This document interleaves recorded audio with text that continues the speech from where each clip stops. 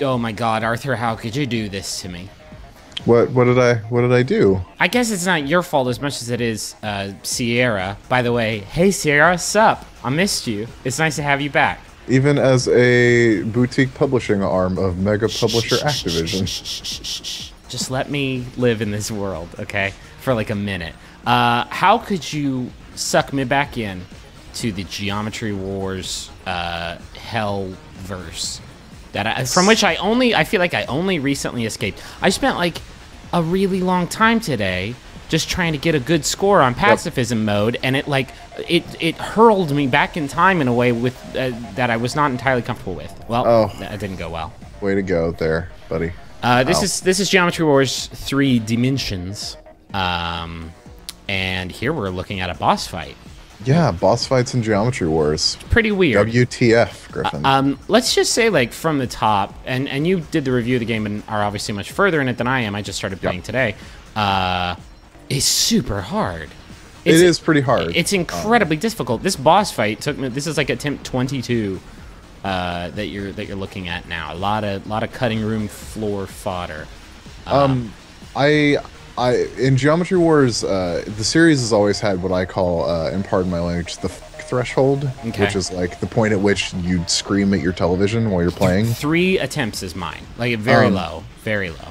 I think my threshold is a little higher, but I definitely like crossed the Rubicon, if you will, reviewing this game, because I beat it. Insofar as you can beat this game, I actually made it through all of the adventure levels. But you did not get all the stars. No. There's a lot of like brutal new sort of systems in the game. These boss fights are one of them, where you have to take down this boss while also trying to get a high score target. So like it's not enough for you to survive and kill the thing like I just did.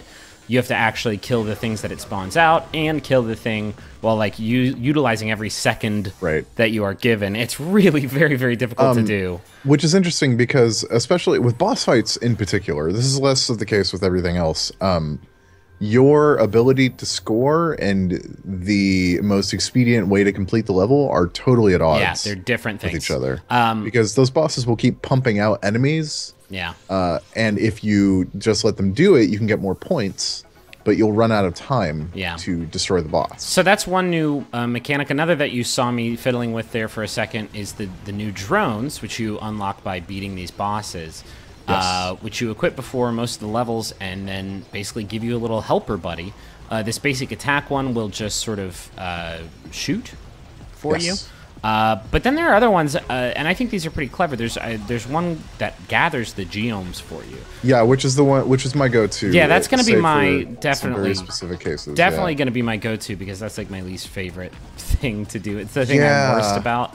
They added that in Geometry Wars Dimensions. The original Geometry Wars, you just had a score multiplier that went up as you scored and stayed alive, and it reset when you died, and I actually prefered that, I think. Oh, see, I like geomes. I like the strategic element, especially in pacifism mode, which is probably the mode I've spent the most time playing. But yeah, I like having a little helper buddy that can help you out with that. Later on, you get like special abilities that your drones can learn that you utilize sort of like the bombs in this series. So like special powers that you have limited uses of that will, for instance, leave mines in your wake that will explode and wipe out enemies in a pretty big radius.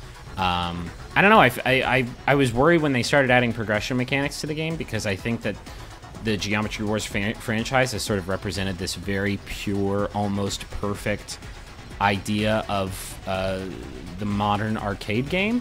Yes, I totally agree. But I don't think it gets in the way of that actually too much. I think it's actually a pretty smart way of changing how you play it. I think in moment-to-moment play, no, it doesn't get in the way of its sort of arcade roots. Like, it's still very much an arcade shooter. Yeah. But the sort of compromise that it introduces is in leaderboards. Yeah. Like, in that progression can very much have an effect on the kind of score that you're or just your loadout. Like, if you're not using the right loadout, you're going to get your ass kicked by the person who is. Yeah, exactly. So, and you don't know what other people are using, and that's just really sort of, I don't know, I think it's sort of distracting from the inherent competition aspect. Yeah, I get that. Of it. Another cool thing that we just saw in that level there is that the levels are crazy shapes. Right, so hence the dimensions thing. There are 3D things.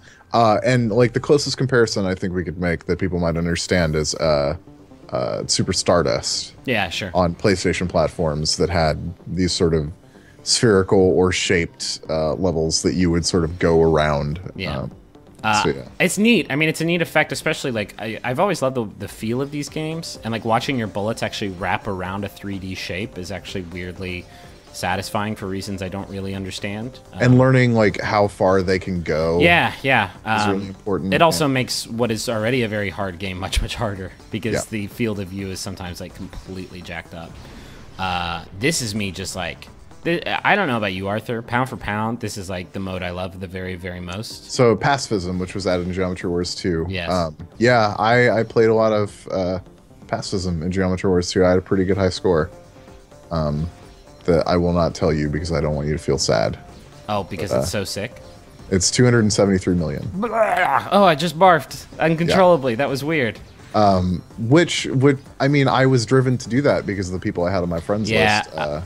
I mean, that was my compulsion, right? This was like, I remember, God, it was like me and Justin and Chris and Ludwig, like just like going back and forth and back and forth and back and forth, trying to max that stuff out. I like once I tap into that compulsion for this game, like it's over with me. Oh yeah, you're screwed. I'm a dead man. One thing I will say is that pacifism in this is a little harder, I think, than it was in Geometry Wars 2. I don't know. I think that there are some nitpicky differences in the way that it plays. I think the feel of it is definitely different. I think the shapes sort of, I don't know, the hitboxes, I guess, are a little bit harder to detect, like on a pixel by pixel. Yeah. I will say I played this back at PAX and I had some less than positive things to say about it, and actually my final impressions are much more positive. I feel like I don't know if they changed anything or it was just the environment that I was playing in, but it was often really hard to see stuff. Like, and the drone would blend in with the background or seem like an enemy to the point where I would run from my drone. Yeah. And I didn't really feel like that was the case playing this for review. So I think that there's a lot of really cool stuff. No, here. but all I'm saying is that the feel of it is definitely different from Geometry Wars 1 and 2, which is fine. I'm not saying it's a bad thing. It's just like playing pacifism. Like I feel like the skills that I had with the last two games just haven't exactly carried over. You have a basis, but it's not like that skill set just doesn't exist the way that it did. Yeah. Although the power-up system is also a new thing. You can see sometimes those stationary circles that appear on the map from time to time. If you shoot all those, depending on what power-up they spawn, you'll get like a different thing. So for instance, that's how I get that super shot. Yeah, it's sort of a different take on the power-up system of the past. Which before was just tied to score. Yeah, and you would just have to run over something in the map. Here, it's you have to actually shoot some stuff. Yeah. I mean, different, not bad, just different. Yeah. Also, if you only have a limited amount of time to go get the power-up. Oh, interesting. If you don't, it'll disappear. And the game actually.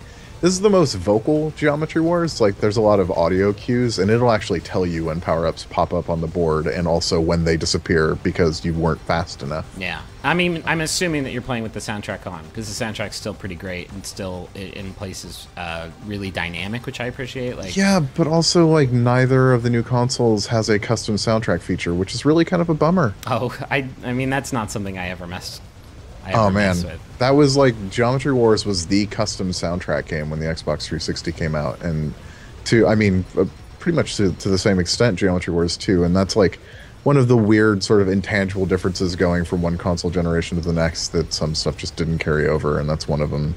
I'm just like, I don't know, I guess I'm just like glad that this game got made, because you think about, like, I adored the first two Geometry Wars games, despite the fact that it's like a franchise that started out as like a weird hidden bonus game.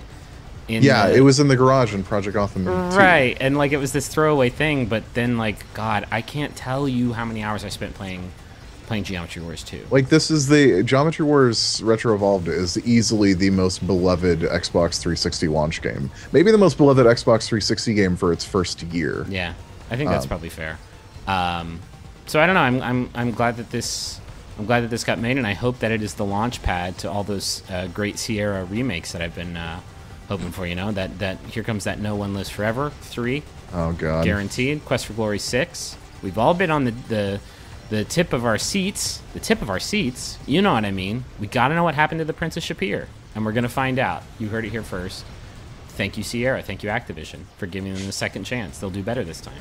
Thanks for watching this video. Be sure to check out all my high scores, all my sick high scores on the leaderboard. And until then, we'll keep it real. I'm on a Sure. I'm on a lot of cough medicine right now, Arthur. That's super real. And also all these shapes. Ugh. And death.